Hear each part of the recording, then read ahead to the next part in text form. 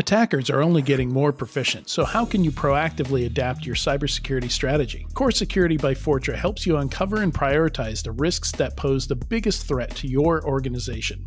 Core Impact is a penetration testing tool that safely finds and exploits vulnerabilities using the same techniques as attackers. You can conduct advanced pen tests with ease using certified exploits and automations.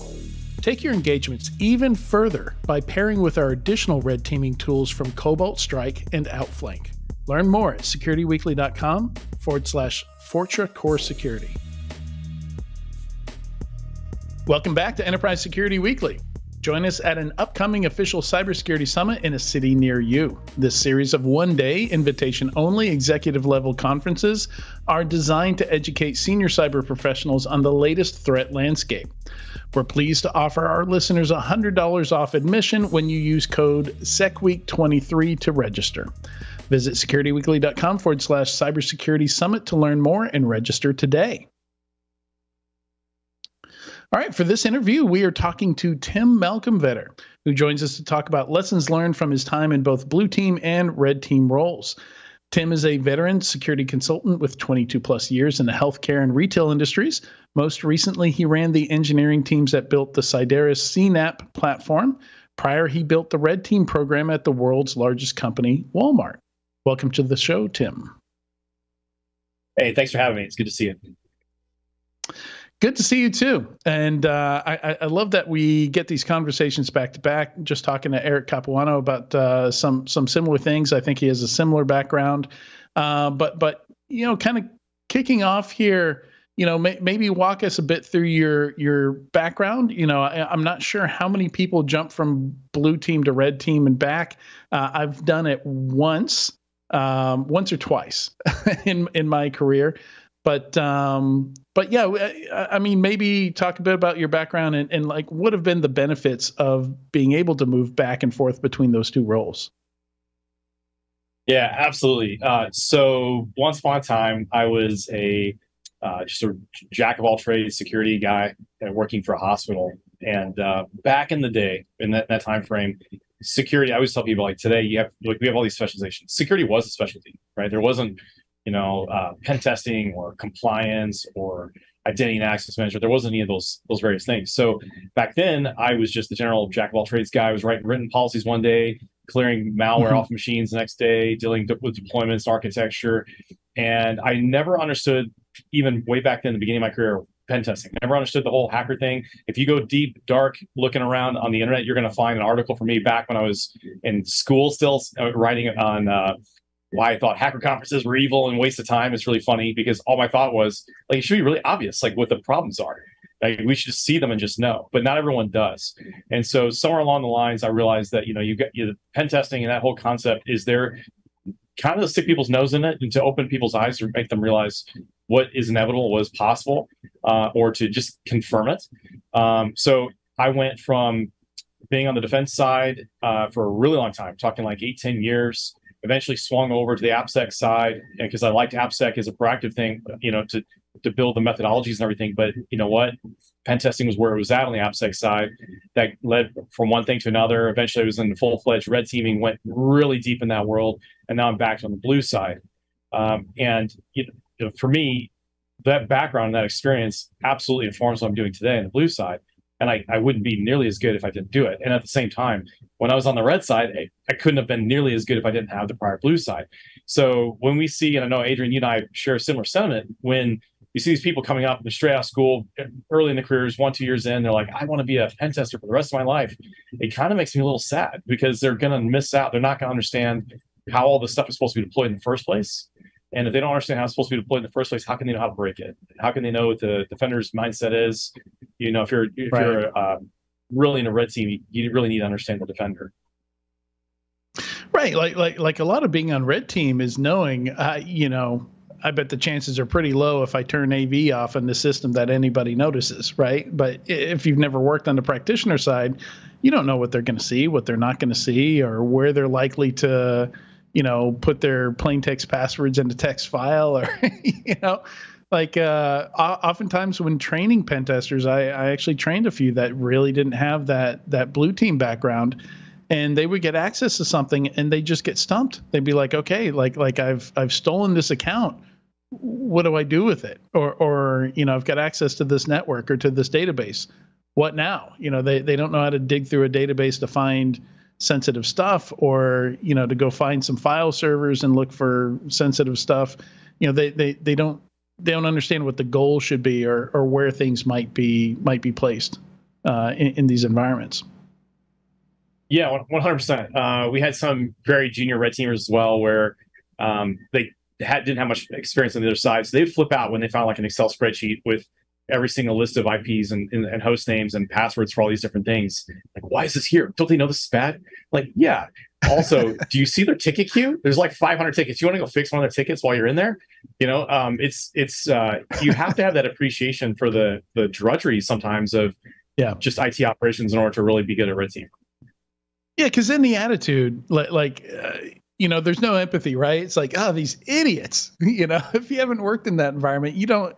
It's hard to have empathy for it. It's hard to understand. Okay, they these people have been in here for 7 years. They've been trying hard. They haven't moved the needle. And yeah, sometimes you give up a little bit. And it's not that they don't know that this configuration is bad or this hardening is bad. They're fighting political battles and stuff like that. They're fighting for budget. They're fighting for all this stuff, and they're only getting some of what they ask for. So, yeah, you gotta 100%. I learned that really early on that when you go into debriefs, you should not assume that the defenders don't know what the problems are, because a lot of times the defenders have been sitting there railing on their exec teams for months, years, asking for funding to go fix something. And what we'd find out is like, this thing is like third down on the list, and the funding line was right above it, and they got cut for like the last 4 years. And so, sorry, it's just not important. So we would go in there. What really changed the game for us was taking the mindset that they probably already knew. Even if they didn't, we would just come in and give them the benefit of the doubt. So if they didn't already know, like, oh, cool, yeah, you assume I do. Yeah, I already knew that was a problem. Yeah, and you get an ally instead of an enemy. And if they did know, right, then you're not instantly making them look like a bonehead. You're not just sitting here saying you're a fool. What you're doing is you're coming in and saying, hey, you know what? Let me help you get that funded. I bet you probably knew this. Oh, you did. Oh, cool. Let's go talk to the CISO about this. Right. I can't tell you how many times I've had that conversation where people are like, yeah, like I was just hoping you could come in and tell management what I've been telling them for the last couple of years, because they won't listen to me, but they'll listen to you because you're a complete stranger and you don't work for this company. Yeah, for sure. Like that's, I really wish that was the case. Right? So now what's fun about all this, Adrian, is I'm on the blue side, and I'm now the recipient of customers' pen test from the red team reports.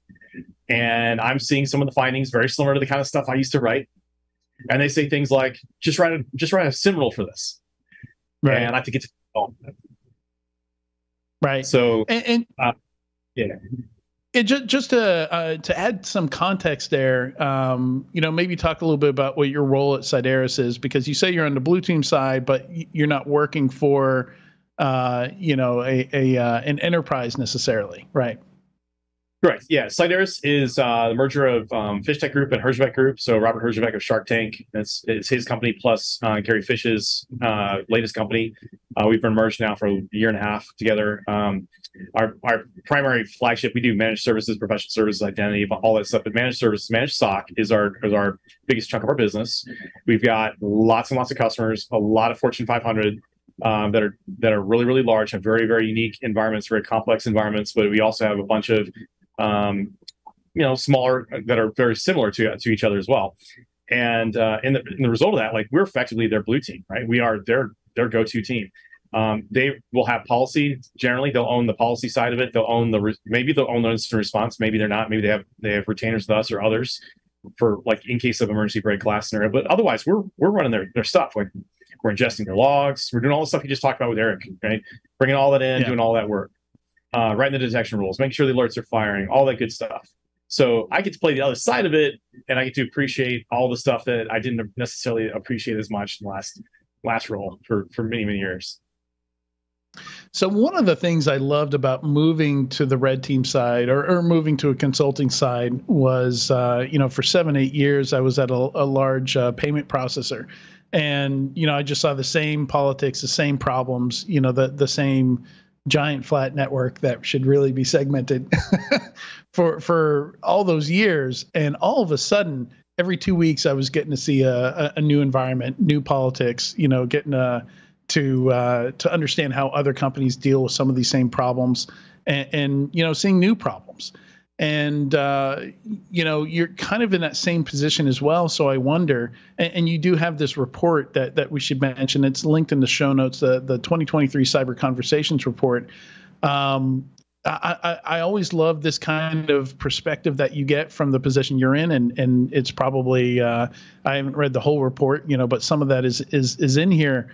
Where you get kind of an idea of, as an industry, like, what are we missing?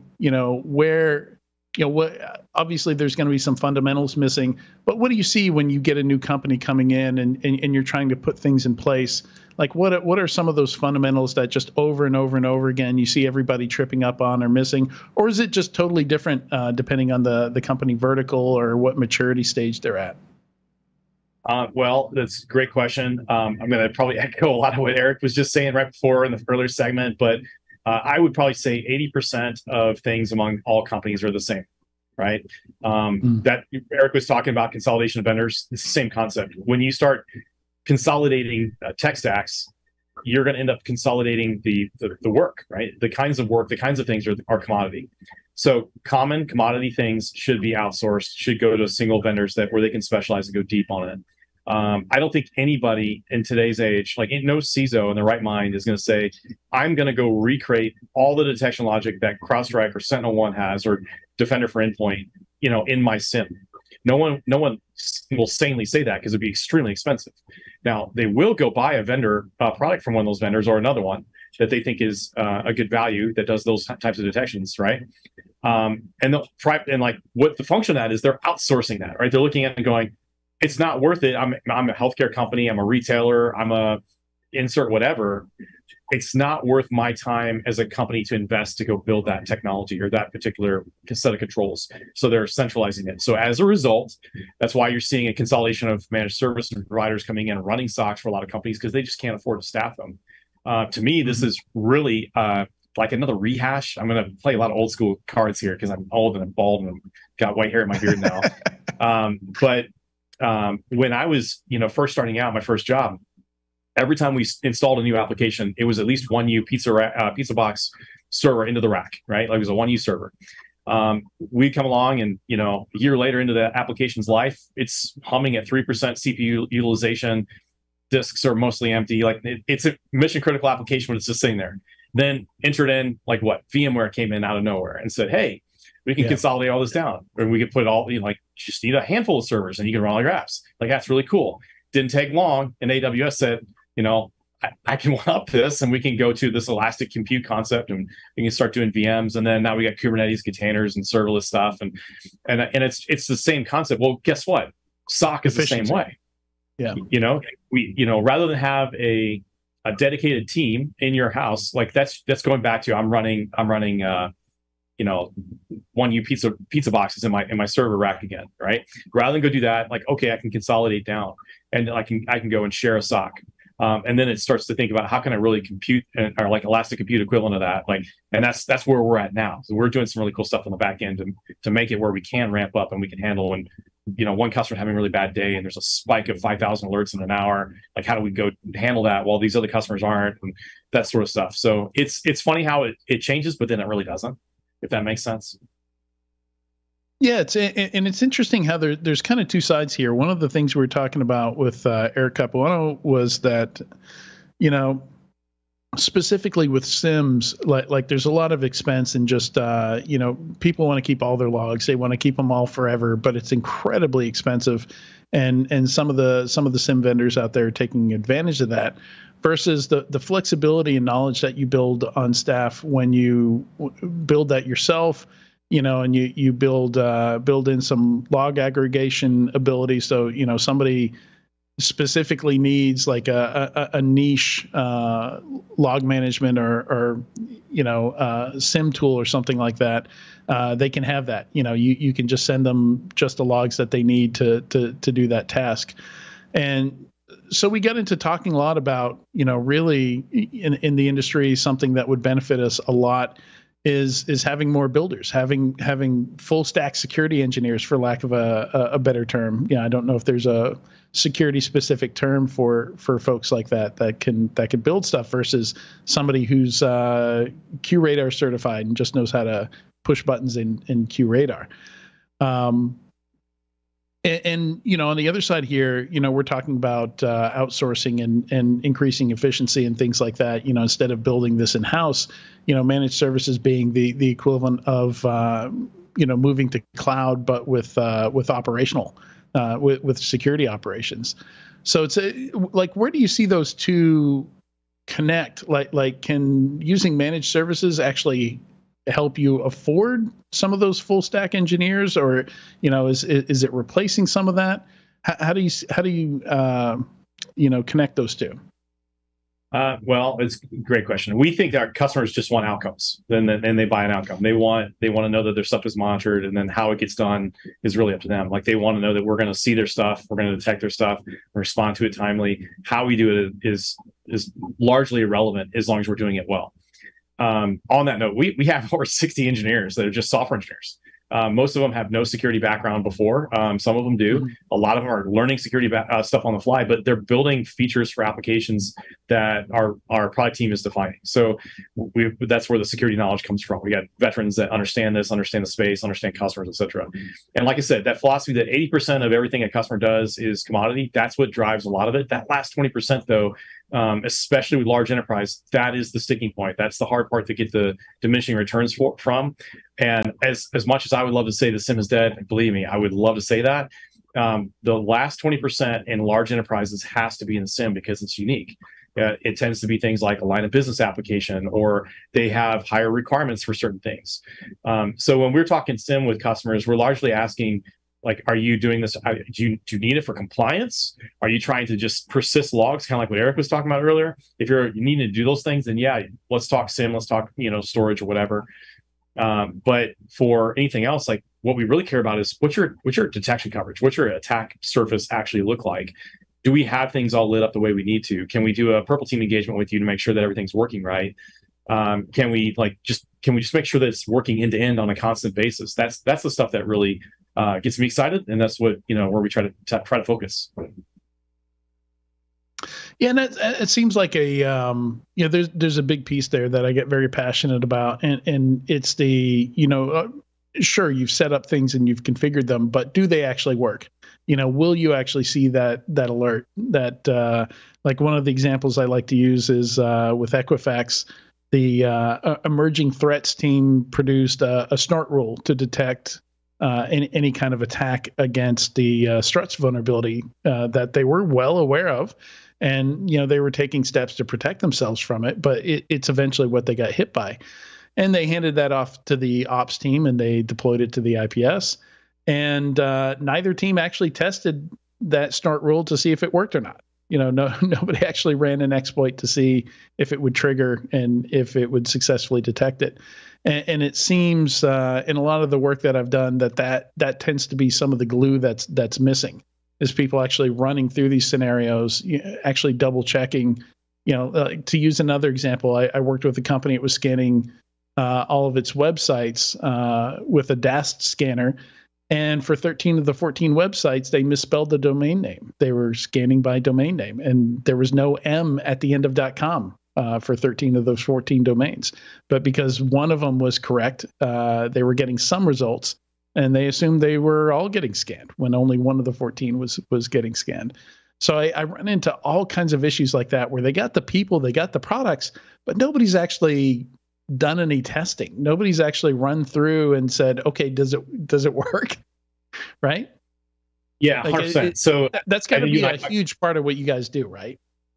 Yeah, 100%. This is the kind of stuff that really gets me excited too. So you and I talked about this, that particular story before with Equifax, and the whole notion of somebody on the, like, you obviously went way deeper in this in terms of research than me, but when it was first came out and everyone was talking about on social media and everything, I was like, this is not what everyone says. That there's a simplistic thought that, oh, bad guy found this exploit, threw this exploit at the web server, and like a jackpot out of a like slot machine in Vegas, all this PII fell out. And the reality is that thing landed. There was an adversary that then had to do what we used to joke around and call adversary onboarding. It's like, I'm an undocumented admin now. I need to figure out where all the stuff is, how it all works. When we did red team stuff, adversary onboarding. I'm going to use that. Yeah. I'm going to save that. Yeah, we 100%. That's what we used to call it. We're in the adversarial onboarding phase. So we're onboarded. It's like the previous admin quit. Like, I can't talk to anyone in HR. I'm just off on an island, but I got to go figure something out. And we're on a mission, so we would always just look for the wikis, look for the SharePoints, look for the Confluence, whatever, go get the documentation. We love finding things like PCI documentation or whatever, because that would give us a map straight to where we wanted to go. It wasn't uncommon for us to take those maps. We would actually draw, like, highlight little rectangles around the things where we're like, this is where the unencrypted credit card data will be based on this flow. We know exactly where that'll be. It'll be in memory right here. We got to get to these boxes and go scrape memory and get that data out. And that would be our guiding line, right? So my point all that is adversary had to get in, and then they had to traipse through so much stuff that should have been lit up. It should have been like Kevin McAllister's house at Home Alone. You should have had micro machines all on the floor, broken ornaments, the tar, like all of it. But they didn't have it. Yeah, the blowtorch. Yeah, it's one of the first things they ran into was it sounded like it was a JDBC file or like a db.properties file, and it had a list of, ideally, least privilege, you would only have the databases that server needed access to in that file. But once you get up to enterprise scale, again, it's one of those things that you do to save time. You have the one database file that has all the databases in it, and you just distribute that to all the machines that need to connect to databases. So each of those machines only needs to talk to one or two, but they've got a list of all 50 databases, and it's got username, password, the whole JDBC connect string, and just store it in a text file. And that's one of the things that early on the attackers, during their adversary onboarding, stumbled upon. And, of course, like the name of the database is probably going to help you understand what kind of data is in there. So they got a pretty quick, fast track to where that PII was stored. Yeah. Yeah. My team is actually heckling me in the process of what I'm saying, telling me I'm old with my stories. So that's always fun. Real-time feedback. Yeah, I love it. Exactly. So all this stuff matters. Another example, like going back to your story of finding all the, that something is slightly typoed or whatever. It was middle of a red team debrief, went through this entire big thing. We met with the blue team in advance. Everyone's on the same page. And we always would do this. So when we get in the CISO's office, we want to make sure that we're all singing from the same hymnal. Everybody's happy, right? We get in there with the CISO, and one of the blue team guys says, "Wait a minute, I had a detection right there. Like, how did you get past it?" And I was like, "Do you know?" Because we got past it. We got all the way to the final thing at the end. And he's like, no, we've got one. And of course, we hate this when this happens, because then we don't look like we don't know our stuff, whatever. So CISO says, yeah, we need to go look into that. Well, it took like 6 weeks to get everyone pulled off their current projects, go back in time. This was a multi-month red team campaign. It was super expensive to begin with.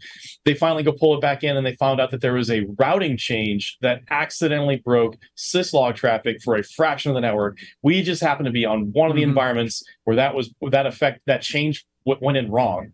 And so we were able to get around this because they really did have a detection. And right there on that exact moment was my light bulb moment, Adrian, where it was like, okay, the only way this could have been more expensive is if we were a real bad guy and this is a real breach and this is actually now in the news and we're dealing with everything else.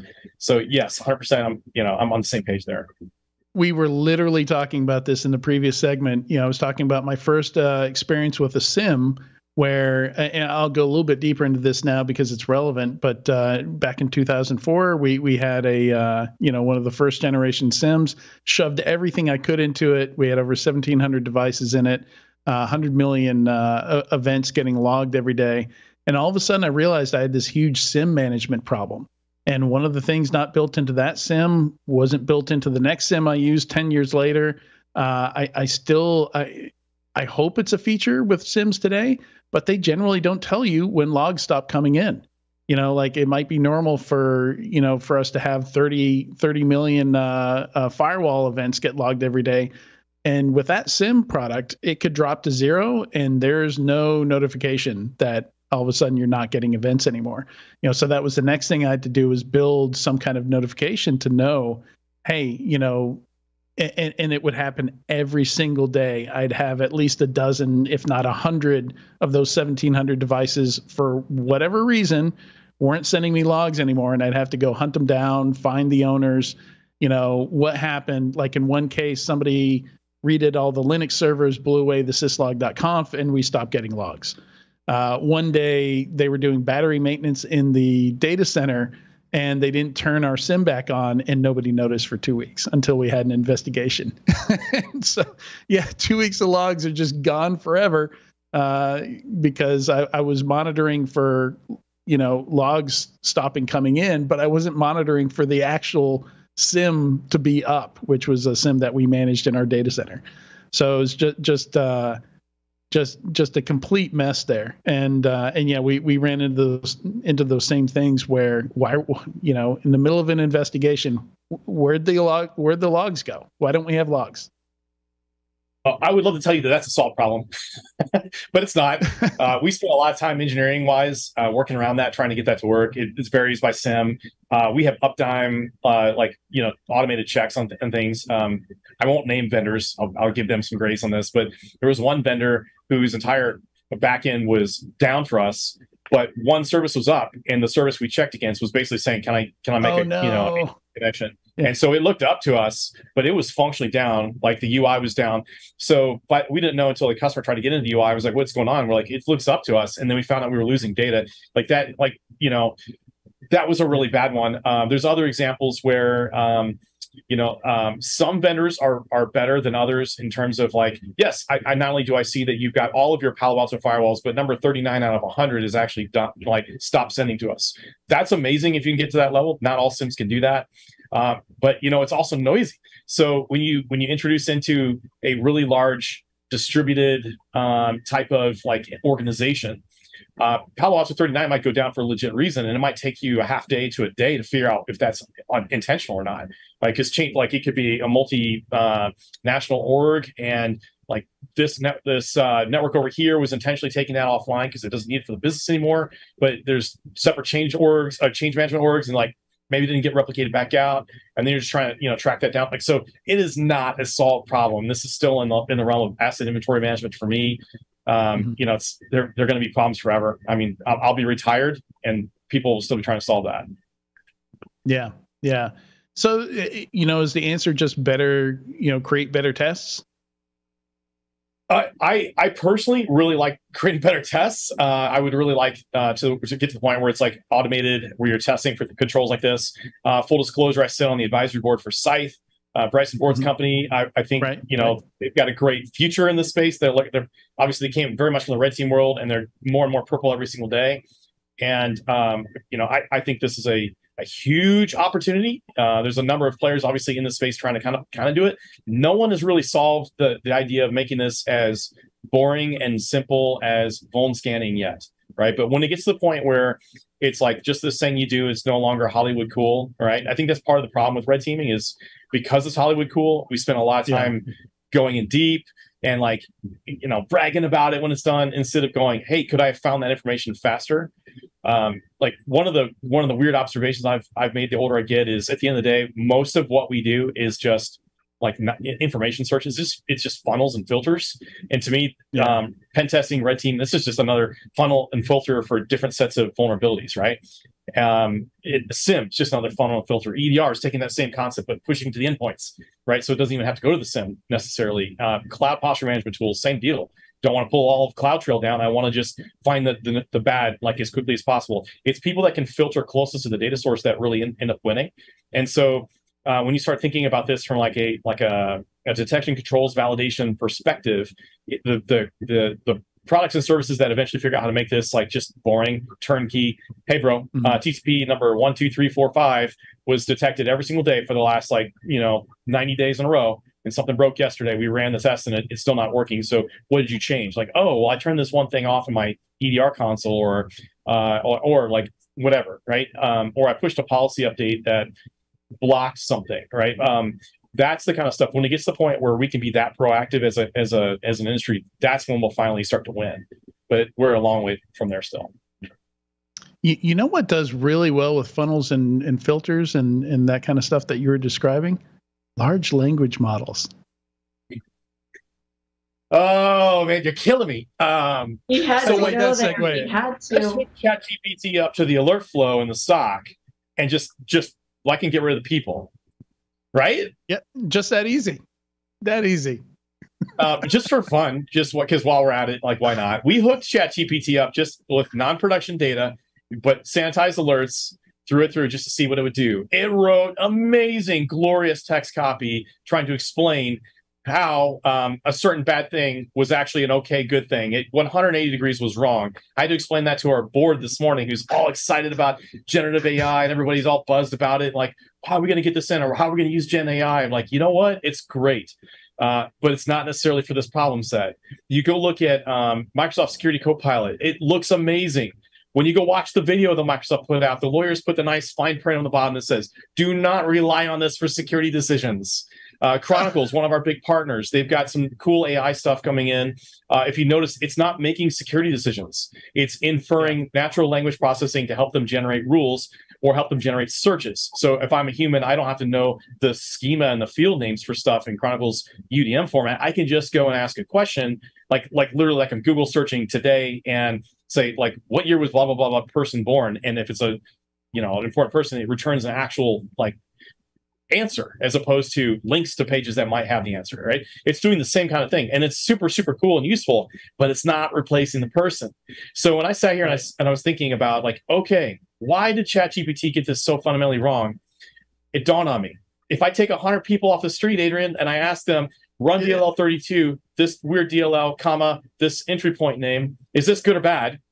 100 of them are going to get it wrong.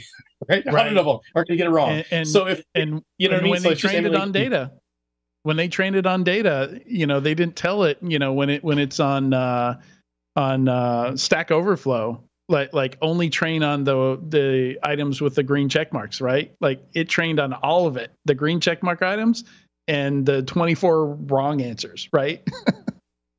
It's I don't know. I think it's gonna be really interesting to see how this Gen AI fad, like, I mean, it's there's legit use cases for it. I think chatbots for asking questions about how stuff works, and eventually you get frustrated, you type agent. I want to go talk to my T-Mobile agent or whatever. Perfect place for that.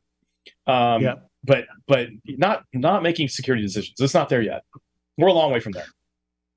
Yeah, and it's I mean, you can make LLM AI look as amazing or as dumb as you want by cherry picking your use case. But yeah, you really do have to understand how it works, what kind of data it was trained on, what those kind of built-in biases that are going to be there because it all came from human generated content. And I'm sure there'll be new problems that we haven't discovered yet, because in the future, some percentage of what it's going to train on is probably going to be AI generated content. Like how is that going to shift biases and improve or make that training data worse. So yeah, but have you seen any use cases? Use cases for what? Have you seen any use cases where it is useful today for somebody in a SOC or a security analyst type role? Yeah, there's definitely some cool use cases. Shoot, I'm totally blanking out. A friend of mine's I got a really cool company that does some cool stuff where you can just highlight text and it does a bunch of crazy lookups and stuff. It is I think there's places for it as an augment tool. Like, it's where, like, in our view, if an analyst has to pivot off glass, the tech failed, right? We want to present as much data as possible to an analyst so they can make a human decision as fast as possible. If they have to go back to a SIEM or an EDR console or a cloud tool or whatever and go pull additional context data, we feel like we screwed up. We didn't pre-collect that data. When we find that out, I always want to tease out from them, what did you do and why? And can I go get that same data? When we're in that same space, we tend to ask the question, well, shoot, if if that's, are we going to do this the same way every single time? So if X alert and Y variable is true and Z variable equals this value, are we always saying that this is something we want to escalate to a customer? Yes or no? And if so, let's start augmenting that as like, this is an actual discrete logic rule. We use a ton of discrete logic. I've spent almost all of my career hating cybersecurity marketing, just hating it. And so the fun part about this now is being CTO for Cyrus. I get to like, I'm a cat going to a bath when ML and AI gets drug out. I'm like, do not use these terms. We have ML adjacent type stuff we do, but we're not going to be one of those companies that just goes and says, yeah, we got ML, we got AI, we got Gen AI, whatever. We got it because we put this widget someplace and relied on it. We use old school stuff that still works. Statistical analysis still freaking works. It's got a lot of value. It goes a long way. Discrete logic, like if this, then that, is super valuable. The majority of decisions that a human makes in the SOC or this work this way. By the way, since we're doing the whole red versus blue thing, I had the same aha moment on the red team side when we started getting pressure, when blue team started getting faster and faster at containment. We started thinking, oh man, like do we even have a future here? By the way, this is also another little sub-tangent. All pen testers and red teamers deep down fear the same thing that blue teamers fear, and that is that someday there's not going to be a job for them. They just fear it in a different way. So a red teamer fears, oh man, someday I'm not going to be able to hack into anything anymore. And then therefore I'm not going to have something with findings, and therefore I'm not going to have a job because like no one's going to buy our services, or we're not going to be hired to be a pen tester or whatever because I can't find the bad thing. Good, the defender, might think the opposite, like, oh, it's going to be impossible to protect all the things, right? What we know fundamentally is security is never going to be a solved problem, despite 25 years ago me thinking if you just got the recipe right, you solve security. But turns out that's fundamentally way wrong. I was so ignorant for thinking that once upon a time. So if I keep that in mind, that you never solve security, right? That means there's always going to be opportunities to do things better. There's always going to be, like the red teamers always going to have a way in. And so when we were in this scenario where red teamers were getting beat by faster blue teams, we thought, well, why is that? Well, we need to speed the red team up. Well, how do we speed the red team up? Start asking my red team guys, and some of these are very seasoned pros, and say, okay, when you get a shell, what do you do? And they go, I just feel it, man. Just no kidding. I just feel it, man. I'm just going to get in here. And I'm going to see. I'm just going to see. You're like, well, what does see mean? And what we found out is they're doing the same handfuls of things every single time. So it's like, cool, that's context data. I'll just write our own private C2 to go pull this context data first for you and present it to you, so you don't have to go collect it and waste an hour, right? You now can shorten that cycle. Then we started getting better and better at it. And like, okay, well, what else you can do? Well, if I land on this box, maybe I'm in this environment with these conditions, I'm going to pull every PDF and Excel file I can find. Cool, I can automate that. I'll just go crawl the entire thing and pull it all before you get there. Shell calls back at 3 a.m, you're asleep, it's already done, right? We did all that on the red team side. Bad guys are doing that as well. We know that bad guys do that, real ones. So it's like, okay, on the blue team side, why don't we do the same thing? An analyst, when they get in there, what do they get this alert? What do? Do they just feel it? No, they're going to get context. So why make them waste 15 minutes, 20 minutes to get context? Sometimes it takes them 15 minutes just to get logged into the right systems. You know what I mean? So I'm rambling a little bit, but yeah, the point is, no, I got you. Some of the simplest automation, can just be like, I've watched product demos where they'll add just one thing, and it means you don't have to open 18 tabs anymore. And it's just like the most miraculous thing you've ever seen, because somebody has to actually understand that workflow to understand, where you can make improvements and stuff like that. Yeah, absolutely. End of the day, cybersecurity is not going to be ever be a solved problem. It's always going to be there. Detection is always going to be super important. If you don't have a detection program, it's always going to be there. You don't really have a detection program if you're not constantly, testing it to make sure that it's working correctly. So that's where the whole blue team, purple team, controls validation is going to be there. There's going to be somebody that solves that. I want to be in the thick of it when it gets solved, right? Or at least when it gets made easy. And then that's when we're finally going to get even better than where we are today. And that's the maturity that Cyrus is chasing. That's why I personally am chasing. That's why I encourage like anyone that's in the space, like figure out how to not just collect the logs and do the good detections, but like measure detections and make sure they're always working. Right. Yeah. Make sure they're working. Make sure they're working. Absolutely. So, one of the things that grabbed me in this report, we've got a few more minutes to chat here, but just wanted to call this out that Google Cloud experts predict that 90% of security operations workflows will be automated and managed as code by 2025. And so the wording is really interesting here. Automated and managed as code, like that doesn't mean AI doing the job for you, right? That just means that you've kind of moved to managing these automations instead of manually clicking on things. You're harnessing APIs. We talked about needing more engineers, more people building things in security. But yeah, that's I mean, do you think that's, well, first of all, that's not you guys that said that. Do you think that's accurate? You think we can get there in just a couple of years? That came from Google ASO, the Autonomic Security Operations Group. That's a partner of ours. We stole one of their people. He now runs our SOC. That's Steve Meckel. Yeah, we 100% believe in that. That is exactly the way we're going, the way we operate. We at Cyrus are currently operating in the 80s in terms of percentages of automated decision making that happen right now. I look at it every day. We have a good day, we'll be like 87, 88%. A bad day will maybe drop to 78, but that's where we are today. I just told our board this morning we're shooting for 90% by the end of the year to try to get there on a continual average basis. That doesn't mean that you don't have humans guiding the process. Right. We had a big company meeting earlier this year. I pitched this whole thing. It's honestly no different than looking at how cars are made. If I were to ask you, Adrian, on the spot, what was the first car ever made? What would you say? A Mercedes. The Mercedes-Benz, yes. But you know what most people say? What? Ford? Because he invented the assembly line? Yeah. They would say the Ford Model T. It's the assembly line, right? I'm just one of those nerds that knows these things. Yeah. Well, every once in a while, I mean, in the cyber, we have a bunch of nerds. So every once in a while, you'll get somebody that knows that, but most people will shout out Ford Model T. And the reason why they know that is Henry Ford wasn't even the first one even remotely close to the first car. The original Benz doesn't even look like a car. It looks like a coach, like a buggy. But it's a buggy with stuff bolted onto it, right? It's a horse-drawn buggy. It has a motor. It has the ability to control and like maybe a brake, but it's not, and it has a seat. So it's like car-like.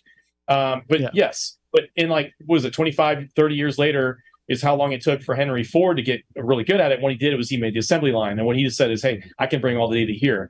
My argument is that's where SOC has been. The original SOC, when you try to do your own, it goes back to the data center concept and sticking 1U servers in. Like you're doing it yourself. You are handcrafting an entire security program, start to finish, in place, like the original Mercedes. One guy or a small team of people working on that together. The Henry Ford assembly line is like, okay, now we're bringing things together. Okay, you're really good at just ingestion. So I'm going to put you over here in front of the SIEM. You're just going to work on that. You're really good at like responding to incidents. You're a specialist. You're going to go over there. We started introducing the concept of specialization. Well, all of it's still manual. It's just manual in phases. That's where cyber has been for the last 15 years. And if you start looking at in the last 5 or 10, when SOAR started to pick up, we started to see this transition where it's getting closer to the new F-150. So the same company, Henry Ford's company 100 years later, now an F-150 rolls off the line, 100% automated manufacturing. Not partially, like it was partially automated in like the 70s and 80s with some of the original, like the ugly, when Ford Mustangs got really ugly for a little bit.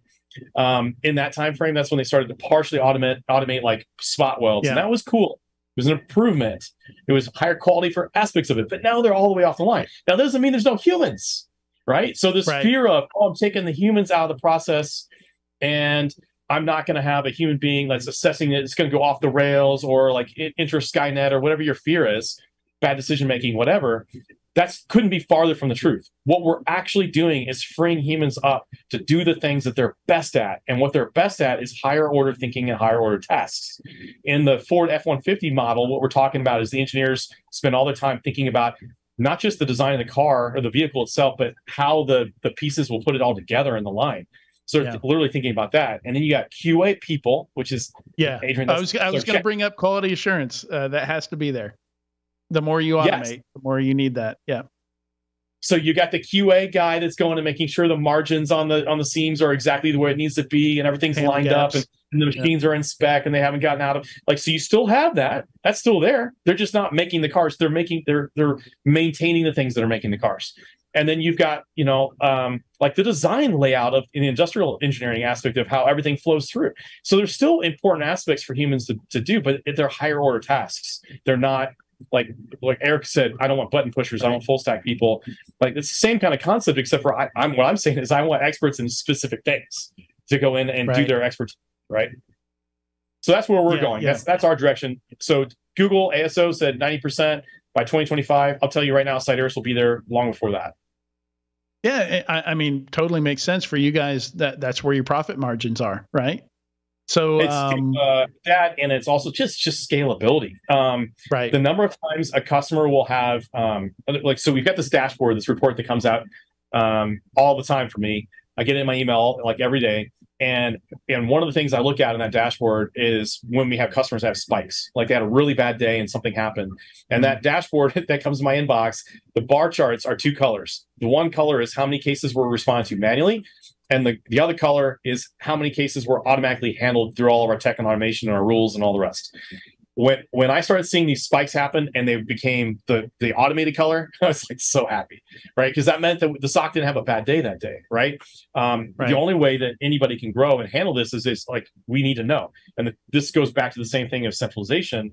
When we realize that responding to these things, 80+% of all security operations are the same, regardless of the company, regardless of if it's nonprofit, profit, healthcare, retail. So much efficiency to have there. Yeah.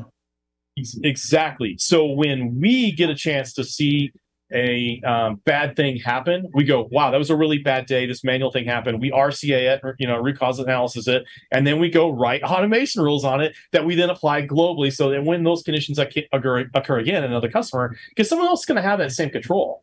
They're going to have that lacework thing that fires off 3,000 alerts that you spun a new workload up and it has a public IP. Oh my goodness, you're on the internet doing business, but it's still it's a flood. Like you have to go, what is this real? Do I care?